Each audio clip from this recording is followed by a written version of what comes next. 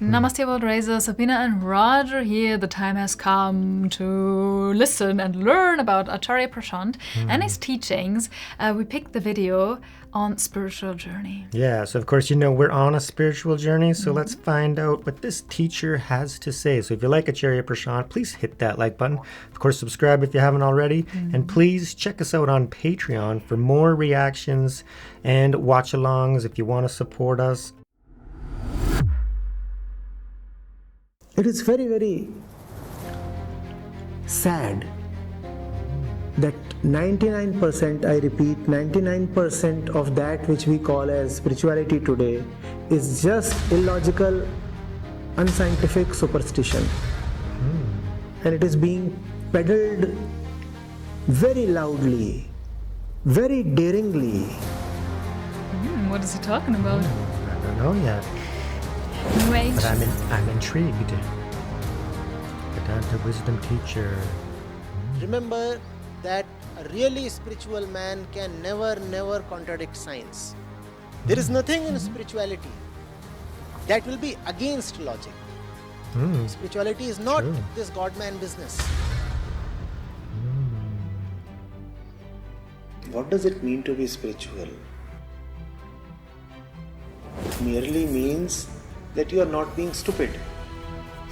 If water and poison are kept in front of you, 10 cups of water and 10 cups of poison, and you have to make 10 choices, what does spirituality mean? 10 out of 10 times I will pick water. I like It's that. as simple as that. It's great. Spirituality means make the right decision every time. Yeah. When if you pick poison once, Dead. it's curtains for you. Yes. Honesty, yes. Basic honesty. Knowing both the world and yourself. Because if you are not honest with yourself, then anything you observe in the world or about the world is bound to be wrongly seen by you, because you are not being honest.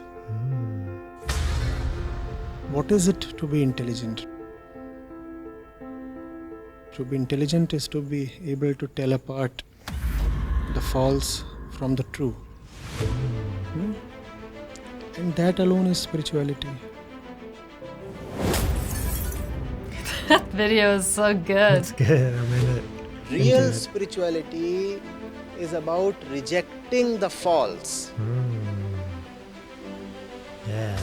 Real spirituality, therefore, is uncompromising, harsh, ruthless. Oh.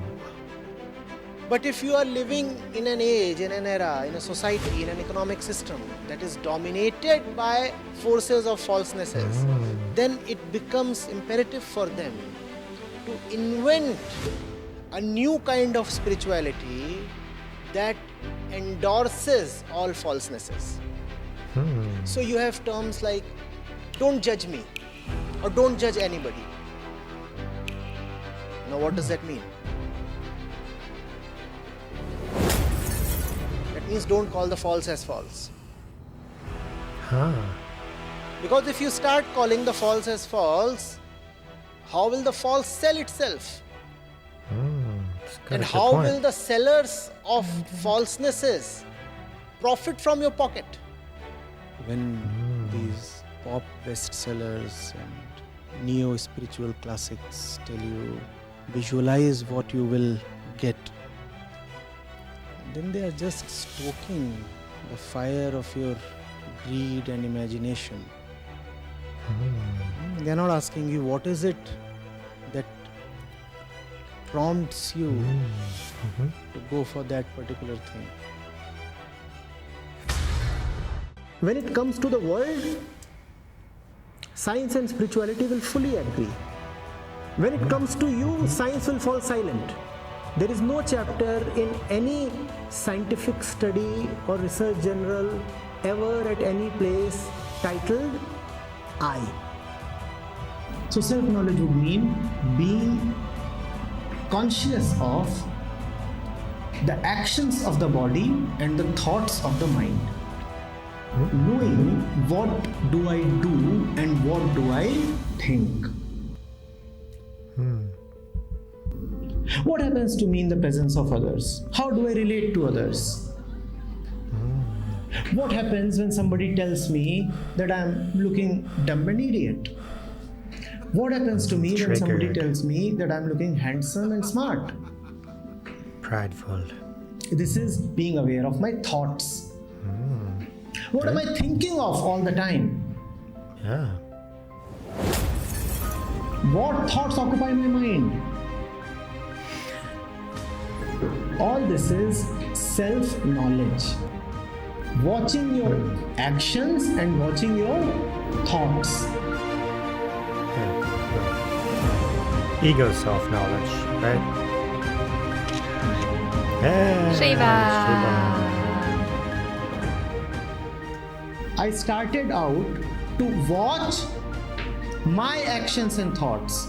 But the more I watch my actions and thoughts, the more I see that they are not at all mine. So self-knowledge is a process of reduction. It's a process of annihilation. The more you see, the more you realize its falseness. Self-knowledge does not mean that you know more about yourself.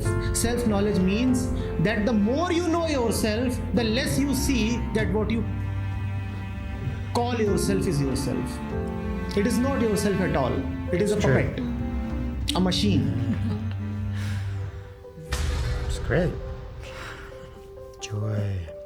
There is really no pleasure deeper than not getting disturbed when the entire world is conspiring to disturb you. Yes. This deepest pleasure is called joy. Brahmic bliss. Everybody, the entire game of situations seems hell-bent on freaking you out, on just destroying your peace, and you're looking at it with indifference. You're looking at it as if you do not know who you are talking to. Yes, do I know you? And even as you are looking at it and uttering these words, you start feeling drowsy and you go off to sleep. And the fellow is dancing a terrible dance, hoping to extract some reaction from you. And the greatest reaction that you can give is that you start snoring. That is your reaction. Unperturbed. He's shouting at you and you are snoring. You are home. Spirituality gives you the incapacity to be disturbed.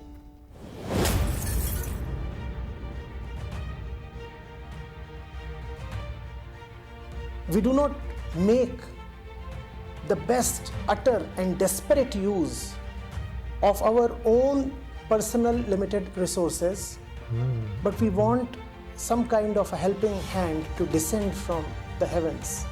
It won't. It is easy to ask questions to others. Questioning oneself hurts the ego, but that's what you must practice. Question yourself. What am I doing? Yeah.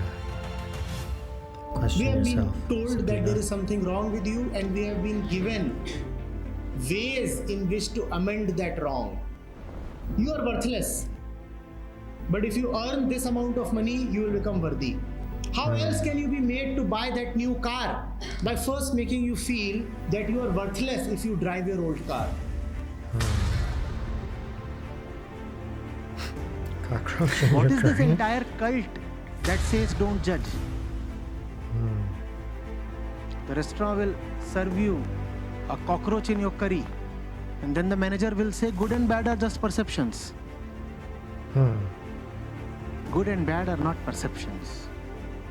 Good and bad are not fiction. To you, there is actually something that is good and there is actually something that is bad.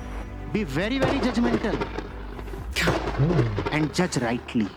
You must know what to refuse, you must know what to accept. So he's talking about discernment. If you lack in discrimination, Discrimination is another word for discernment, nobody can save you. which is true. Yeah.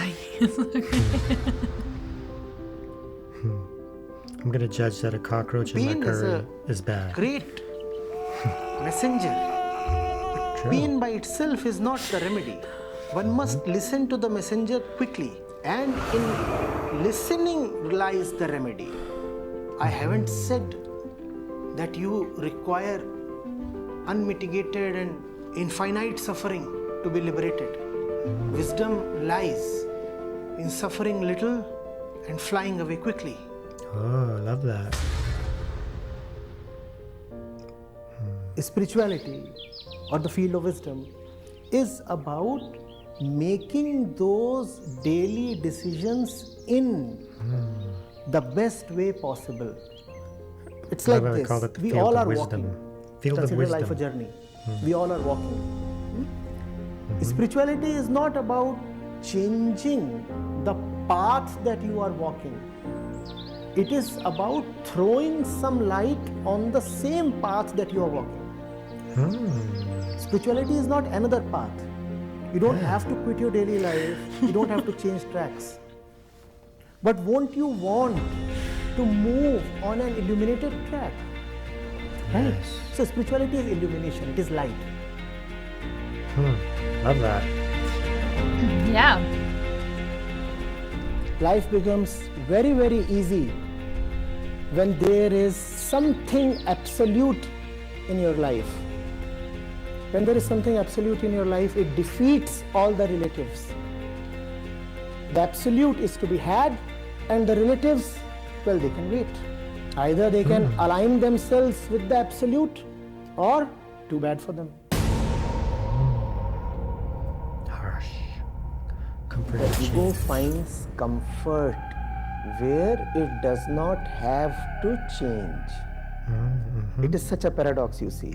Resistance. The ego is always clamoring for change, but within it is so scared that it does not really want to change. So, what is comfort for us? Acting as if we are lovers of change, but really, deeply, actually avoiding all change. Yeah, it's a big problem. That's what pleases the ego the most. Comfort is when you just keep living by your old habits, your old ways. You keep giving more value to security than to your love for freedom. Freedom is never comfortable. The old habits and old patterns, they offer a lot of security. Comfort does not actively harm you, and that's why it is all the more harmful. Reminds me of Tony Robbins' Comfort teachings. just passively steals away your time and opportunity.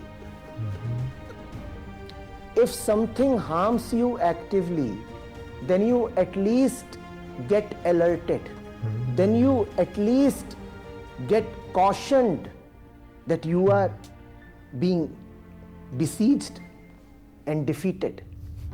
But in comfort, life just silently slips away. You just passively keep losing time. Poor guy. Hurt.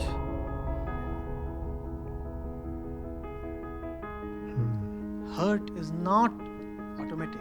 Somewhere there is an admission from you that you are hurt. Call yourself as hurt and see what will happen.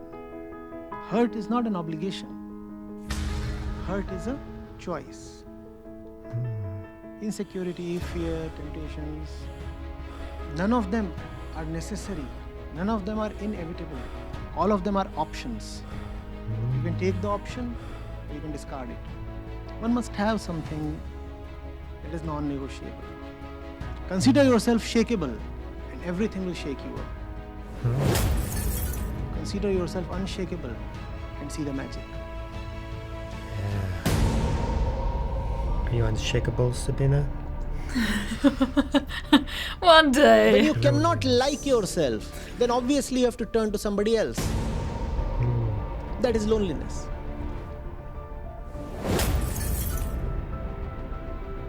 Uh-oh.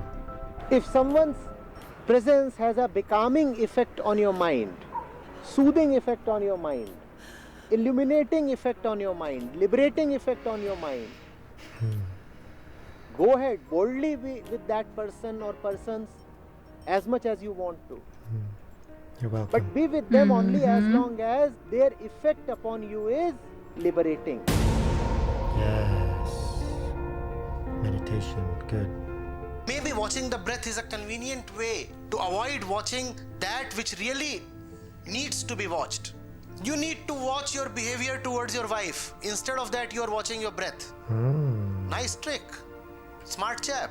Breathful, good. You need to watch how greedy you are towards your customers and how exploitative you are towards your employees. And instead of that, you are watching your breath. Nice. Pretty nice. Real meditation is Behavior. dangerous. Oh? Therefore, real meditation is neither practiced nor taught. And obviously, it cannot sell. Real meditation is a day-long, lifelong activity. It's a love affair. You cannot be a lover 1 hour a day, or can you be? But you can be a customer of flesh 1 hour a day. That's something you can do just on weekends. Or every night after 10 p.m., just before you go to bed. Your daily dose of flesh, right? Love is not something that you can have only at 10 p.m. at night. Tricky. A little bit. But 10 p.m. love is convenient. Meditation is not 10 p.m. love or 7 a.m. love.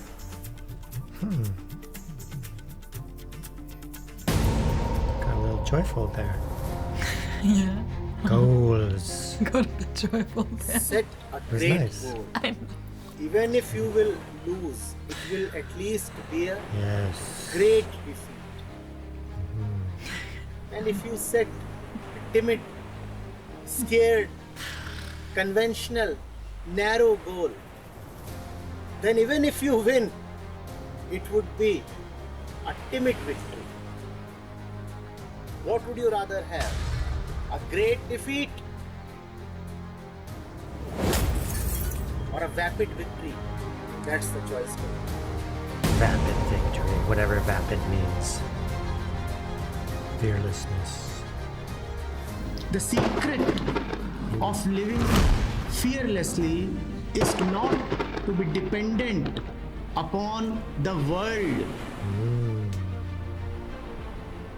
The more you are dependent upon the world, the more afraid will be your life. You depend for money on somebody, it is inevitable that there will be a lurking fear in your mind. You are attached to somebody, it is inevitable that fear will keep rising now and then. Those who want to live fearlessly must get rid of their dependencies. Consider yourself little and everything will be big enough to tease you. Consider yourself immense and see whether the world can bully you. Yeah. Mother to the world. What a shame. I got triggered at the beginning. Darn it. Because, yes, if I put all this icky stuff aside, what an epic video, to be honest. The editing was insane, of course, but also what he was saying was very, very good. It was very good. We should have rearranged the order because some things later in the video would have helped you to not get triggered. I know. Because there was some very deep truth and wisdom in there, and very practical, right? So practical spirituality. So I love how he blended that, and I see him as, like day-to-day wisdom, how to really be in the world. When he's like talking about, I love that when he talked about meditation and, you're focusing on the breath when you should be focusing on your behavior, essentially, and that's what it's all about. Like, as we're still identified egoic, dualistic, beings, which is technically, that's our home, that's our state now. So we can be on the journey, and how he differentiated be on the journey, but it's not a different path. Like we always imagine, and I did that for a time too, where, you're going, in day-to-day life, and then you see like a crossroads, right? Or a fork in the path, and then you got to choose like which way to go. And he's like saying that you don't have to do that. You can stay, the way you're going, but just bring more light into the path. And I love that metaphor, right? So you're bringing in spirituality, spiritual teachers and teachings, and, learning, lessons, right? And actually being mindful, right? So he's talking about being more aware, right? The awareness of the thoughts. And that's really what it's all about. And I loved how he talked about self-awareness. So especially now, like before we get into higher and more advanced states of consciousness, that's what it's about, because it's really subtle.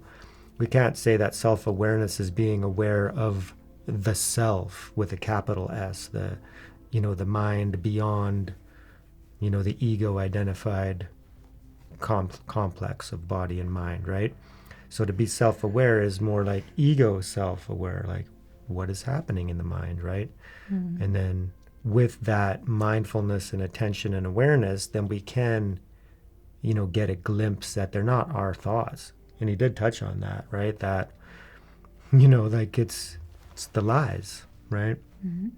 So I love how your t-shirt fits. yeah, wrathful. Yeah, I investigated a little bit why I got so triggered. I think it was, first of all, I don't know the teacher yet. Second, it went so fast, like one sentence after the other, plus the music, plus the wrathfulness. And for me, I could literally cry. I feel so vulnerable. But I think it's because I just got overwhelmed. I can't follow. When I get like wrathful teaching with music and boom, and it's quick, I need to contemplate. Like I'm not as quick as Roger in getting it right away, right? And then I get defensive because I don't understand the full picture of the teaching. And then, I just like, Yeah, what helped for me was just seeing that, okay, this is snippets of some of his lectures, right? So there would be a context that we're not really getting the full context of the discussion.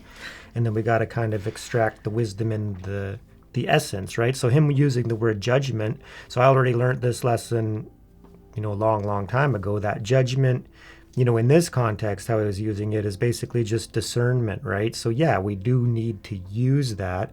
So when you're saying don't judge others, in the sense that, we got to focus on ourselves and accept our spiritual journey, but, and then let others, be themselves. We don't have to convert others. We don't have to make them believe what we believe, because that actually deviates us from our own internal journey. And until we reach a certain state, we can't really help people in that manner.